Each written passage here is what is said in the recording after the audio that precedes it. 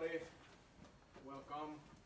My name is Janne Kalliola, and I have a few practical tidbits before we go to the actual topic that is awesome as usual, but the awesome also this week that we are talking about accessibility, growing trend that is getting more and more important. So a few practical things. Restrooms are that way, drinks are that way. Please feel free to use both. There's a couple of few events coming up in Drupal world that you should be aware of. So DrupalCon Baltimore is in April. So if somebody is still, despite Trump, wants to go to the US, then I guess that the tickets are still on sale. It should be good. I'm the global track chair for the business track, and at least the business track submissions were better than ever. So I'm really delighted to see that there was really good set of proposals that we selected the creme de la creme yesterday. Drupal Camp Nordics, the first Pan Nordics Drupal Camp will be in May. I don't remember the exact date. I should know the exact date. 12th of May.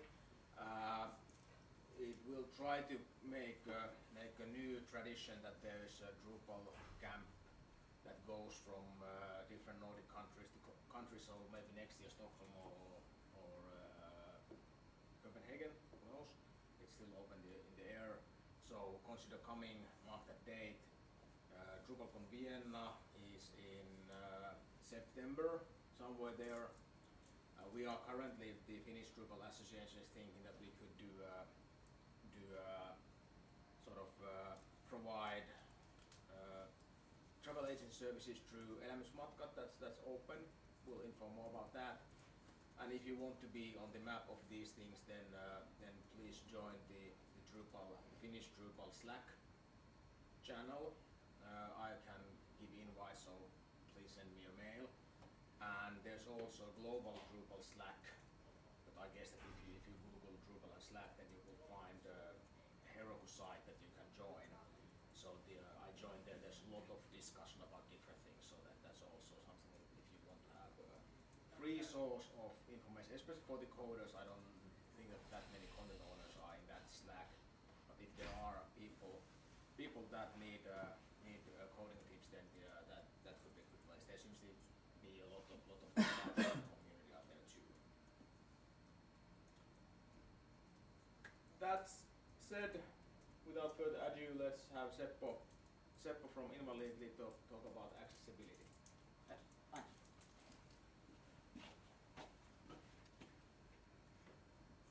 Alrighty, welcome everyone on my behalf as well.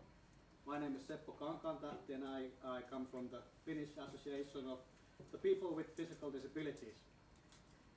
For the obvious reasons, from now on I will refer our association with its acronym FPD. My title is Digital Communications Officer, and it means that in our organization I'm responsible for web development. But I'm not a technical person. My background is in marketing, so if you have any technical questions, please ask them. I'll point them to Petra here. She can answer all your difficult technical questions. Right.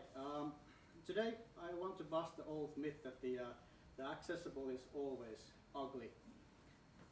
I think that this myth is widely spread and it's still going strong, and you all have probably heard it too. However, today I'm claiming that it's pretty easy to make a modern, responsive and yet visually appealing accessible web service as long as you keep a few things in mind. First I'm going to tell you a bit about FPD, then we're going to discuss about accessibility in general. After that we'll take a peek on the accessibility guidelines and assistive technologies that disabled people use.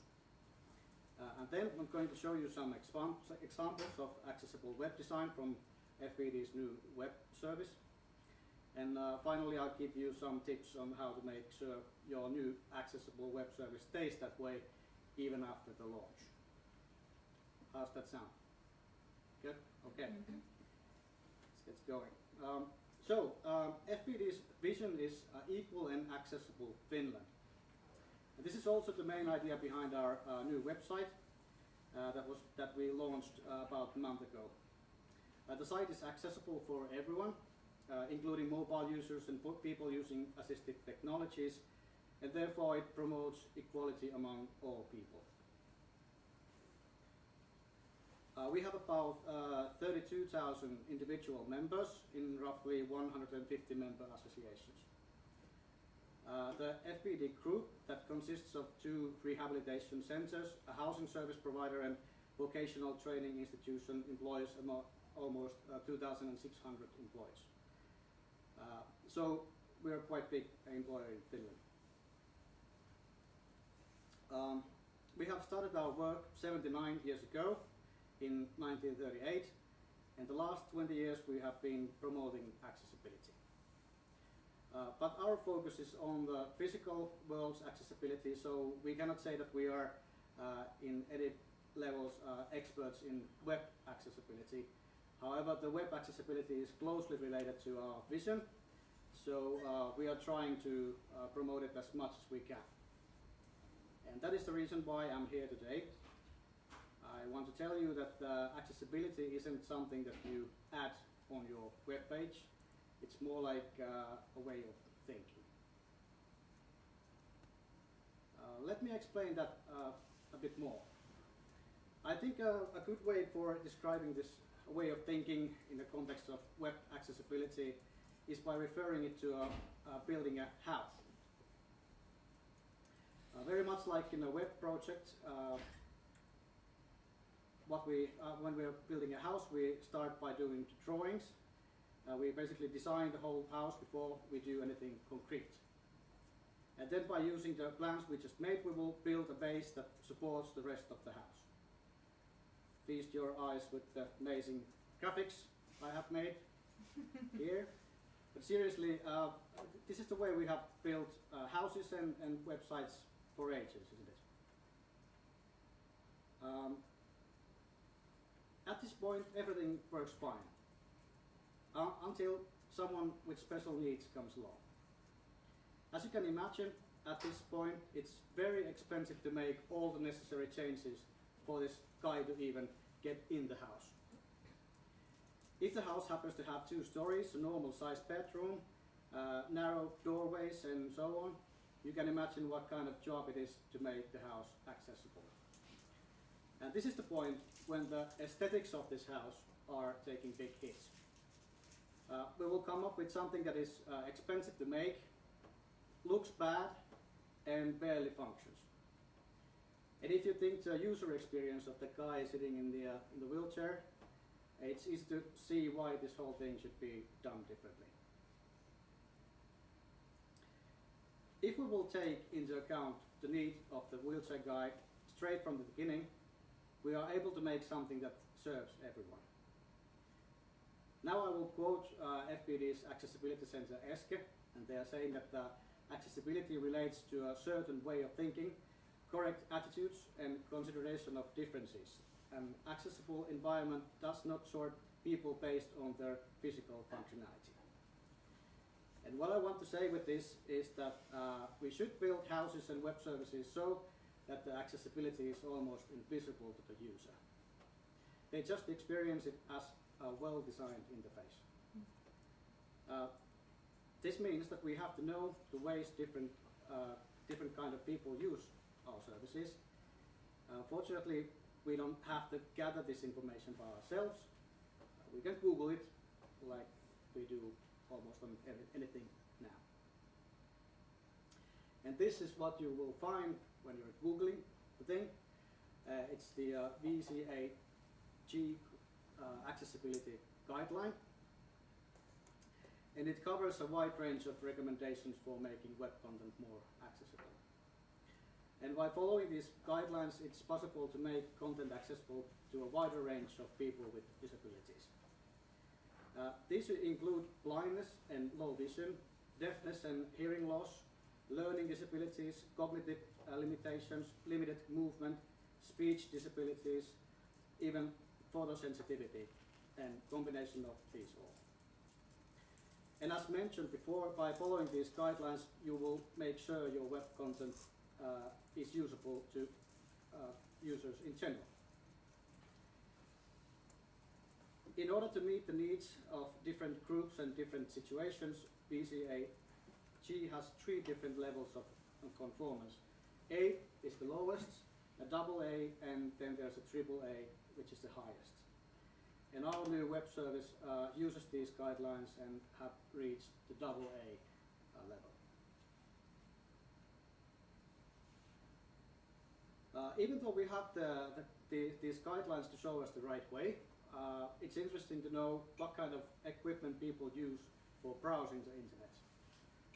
I have gathered here only a few examples of these assistive technologies, but I think these are the most common ones. First one is a screen reader. It's a software application that blind and people with low vision use, and it converts text into speech. People usually control it by using the keyboard, and by pressing certain key combinations they jump from element to element trying to find the information they are looking for. The next one functions pretty much the same way, but it's meant for people with limited movement. The switch axis is placed near any area of the body which has consistent and reliable mobility, and by pressing the switch the user jumps from element to element.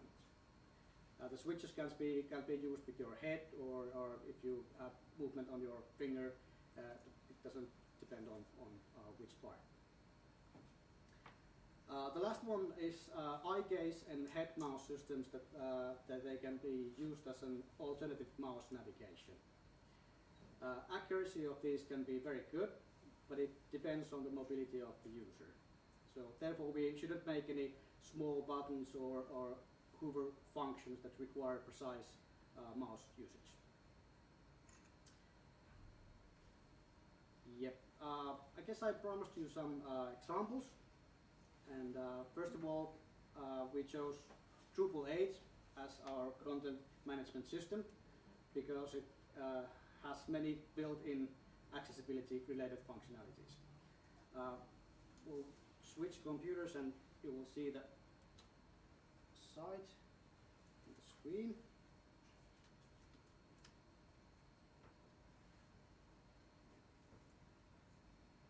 There you go. It's quite small. Thank you. Yeah, the Drupal 8 it allows us to use alternative texts on read more buttons, for example. There you can see these Lue Lisa buttons there. This is important when visually impaired are jumping from element to element, and if all the buttons should have the same read more text as we have in here, they don't know where the button is taking them. So we can change the text, but I haven't done it, so shame on me. Yeah, and then Drupal also allows us to make a menu on top of the page that is clickable, so there's no hover effects on that. If your hand isn't moving very well, it doesn't slip under your hand. And the whole menu is, you can use it with a keyboard, as the whole site as well. And then you can, by pressing, for example, tab, you can move from top to top. Yeah. Then all the pictures that we have in the site should have an alternative text, so that if there's some information in the picture, it can be read by a screen reader as well. This also means that we are going to make a descriptive text for the videos as well, but this is something that I'm working on right now, so we don't have those yet. We actually have jump to content link that is only visible for the screen readers. It's somewhere up here, and it allows the users to pass, for example, the navigational elements and go straight to the content. With colors, we are using enough contrast between colors so that the text is visible for the people with low vision. And the text in the whole page can be enlarged 200% without breaking the structure. Like that. Yep. You should see it by now. Okay, thank you. Let's change computers again. Thanks. Do you have any questions about the site? No, at this moment.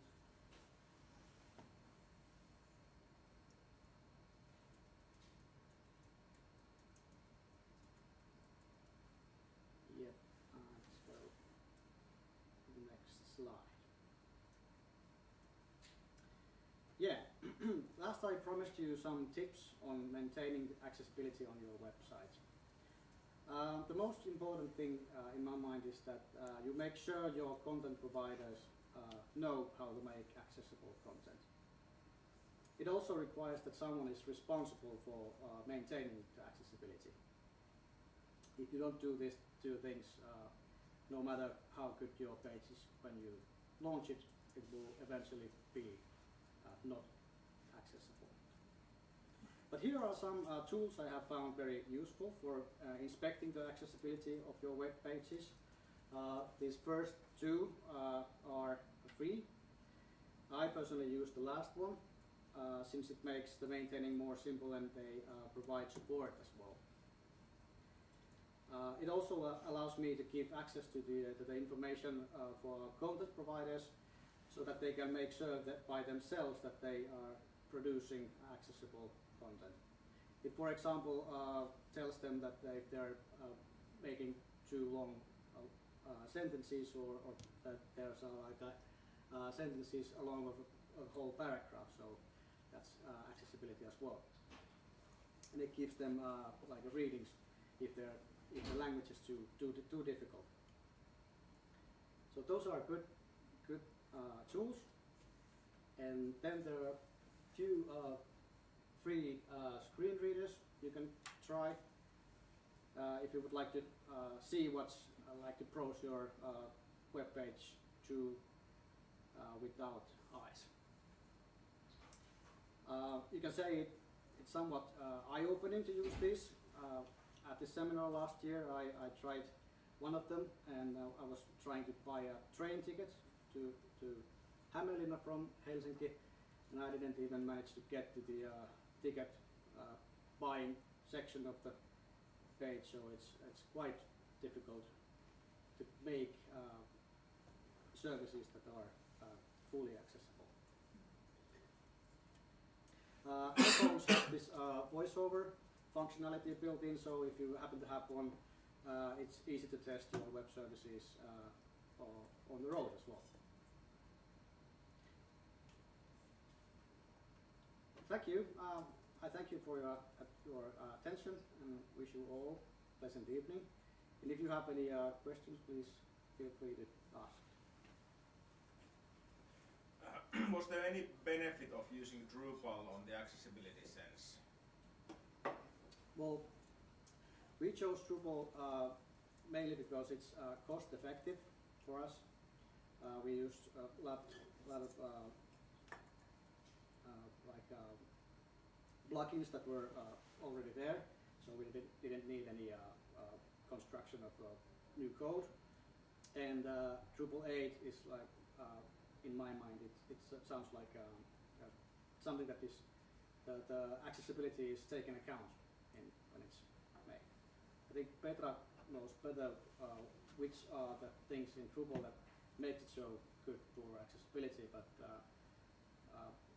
we just audited the page with the Blind Association, and they gave us really good reference to the page. So apparently it works.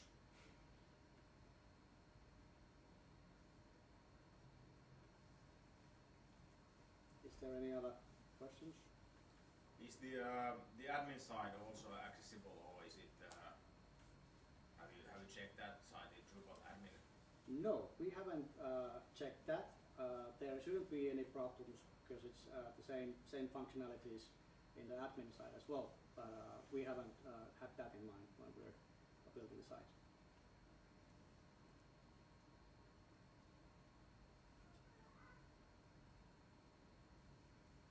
Okay. Yeah. Is there any online service where you could check the accessibility rating of your site, for instance?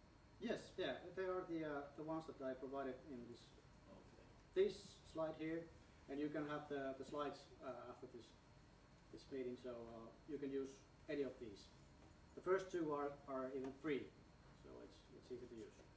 And the last one, the site improve, they have also a Chrome plugin coming up, so that's free too. Do you need some kind of special hardware to, for example, this eye reading or something like that? No. No. You can use them. Yes. And these screen readers, they are only applications Yeah, that you okay. But install. if you want to, with the eyes only control the website. Yeah, then you will need to have Yeah. controller, yes. Yeah. That's a pretty neat thing, actually. Are they expensive ones, or can you They used to be like thousands of euros few years ago, but now you can get one under 1,000.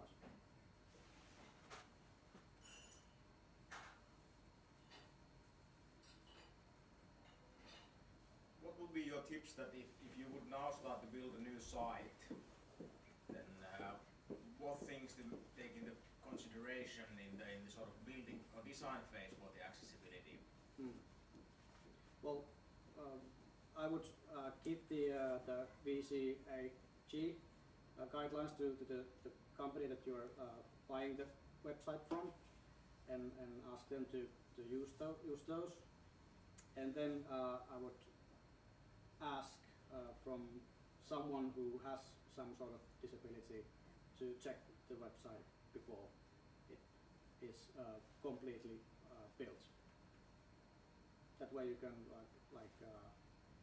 take into account the accessibility before it becomes very expensive, like in the cool house slide that I had.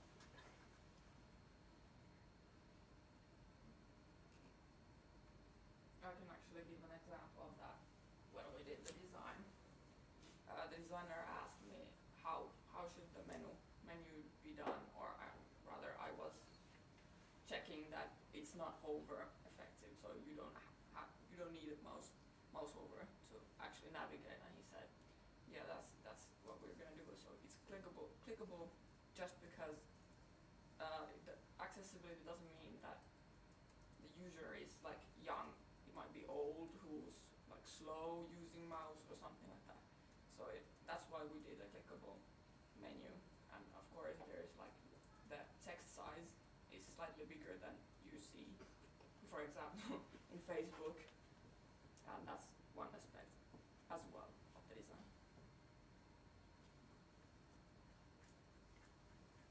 Which kind of user groups you have tested the site? But what kind of, you mentioned the blind. Finnish Association, yes. Yeah, any others? No, that was the only testing that we did ourselves. You did some too here, but the Blind Association, they used several different kind of screen readers, and the people are blind themselves as well. So it's like a really good user group for testing.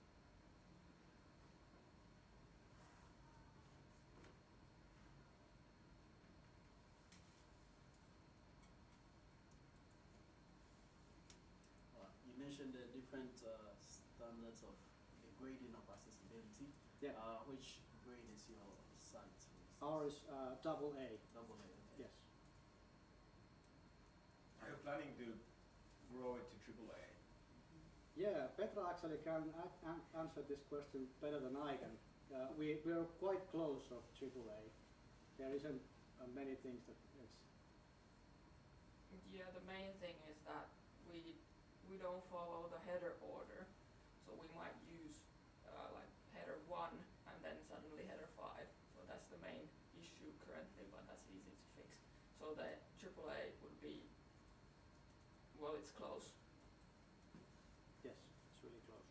Yeah, if it's about the header order, then it must Yeah. be quite close, I would say. Mm.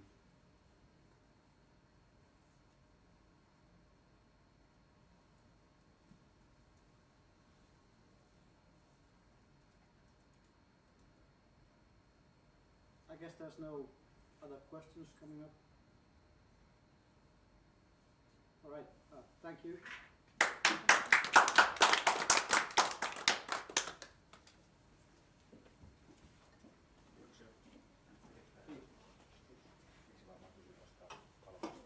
Joo, mä lupasin soittaa teille. Saat mitä So the slides will be available in our SlideShare channel, slideshare.net/exo in a few days. So if you want to get the links and so forth, then you can find them there.